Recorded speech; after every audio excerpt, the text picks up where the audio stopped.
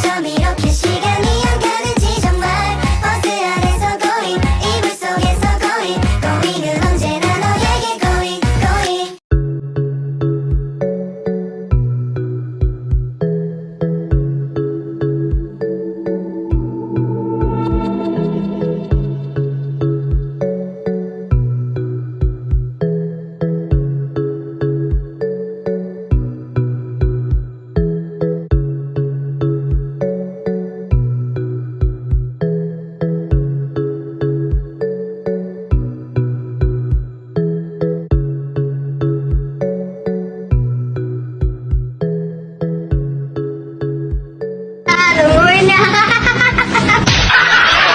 Oke guys, kita langsung aja ke materi. Yang pertama, bagian materi 4, hubungan hukum internasional dan hukum nasional. Terdapat perbedaan yang krusial antara hukum nasional dengan hukum internasional.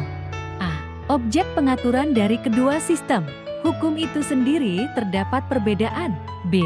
Dengan membedakan model atau bentuk hukum yang sama sekali berbeda. C. Perbedaan sangat menonjol dapat dibuktikan melalui prinsip hukum internasional. 3 aliran dalam memandang hubungan hukum internasional dan hukum nasional. Pertama, teori monisme. Aliran ini menganggap bahwa hukum internasional lebih utama atau unggul dari hukum nasional.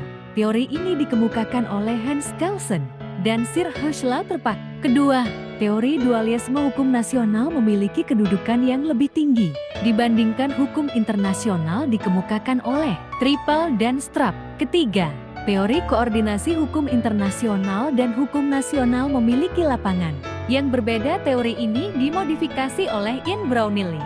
Berikut contoh dari hubungan hukum internasional dan hukum nasional.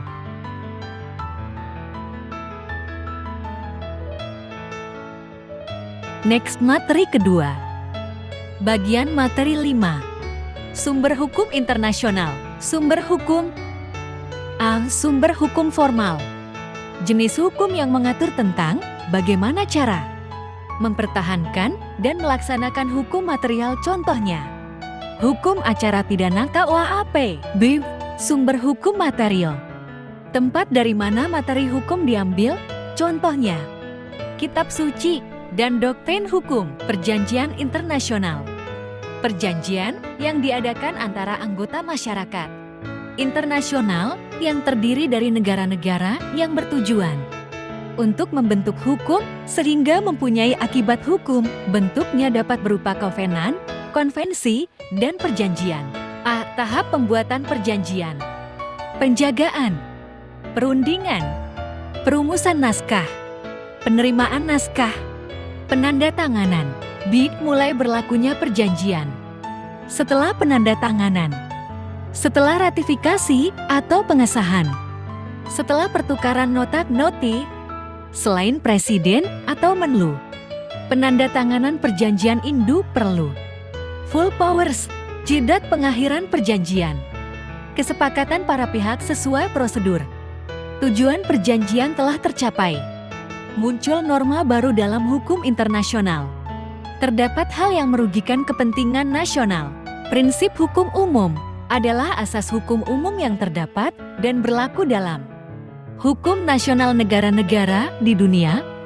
Prinsip ini mendasari sistem hukum positif dan lembaga hukum yang ada di dunia, termasuk dalam hukum internasional. Sumber hukum tambahan. Ada putusan hakim merupakan sumber hukum tambahan dari 3 sumber hukum utama di atas. B. Ajaran para ahli hukum internasional.